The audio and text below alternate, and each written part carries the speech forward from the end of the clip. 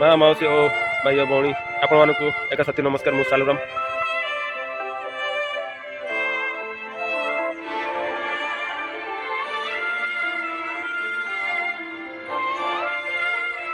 ମଣିଷ ଜୀବନ ବହୁତ ଦୁଃଖ କଷ୍ଟ ଅଛି। ଆଉ ଆପଣମାନେ ମାନେ ଭାବନ୍ତି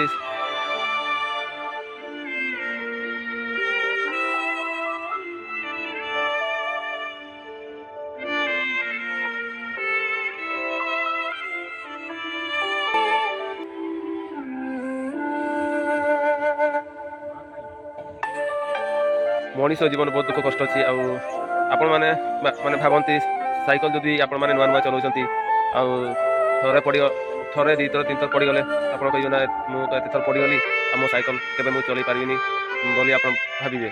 ସେଇଟା ଠିକ୍ ନୁହେଁ। ଆଉ ସେଇଭଳିଆ ମଣିଷ ଜୀବନରେ ବହୁତ ଜଣ ବି ମାନେ ସଂଘର୍ଷରେ ହାରି ଯାଉଛନ୍ତି ଆଉ ମୋ ଦ୍ୱାରା ହେବନି ବୋଲି କହିକିନା ଛାଡ଼ି ଦେଉଛନ୍ତି। ଆଉ ମୁଁ ବର୍ତ୍ତମାନ ଚଲେଇ ରଖିଛି, ମୋର ହାର କି ଜିତି ମୋର ଫରକ ପଡ଼େନି। ମୋର ଯେଉଁଟା ମୁଁ କାମ କରୁଛି ମୁଁ କାମ କରି ଚାଲିବି ଆଗକୁ। ଆମର ସେଥିର କିଛି ନାହିଁ। ହାରିଗଲେ ବି ଭଲ ଆଉ ଜିତିଲେ ବି ଭଲ।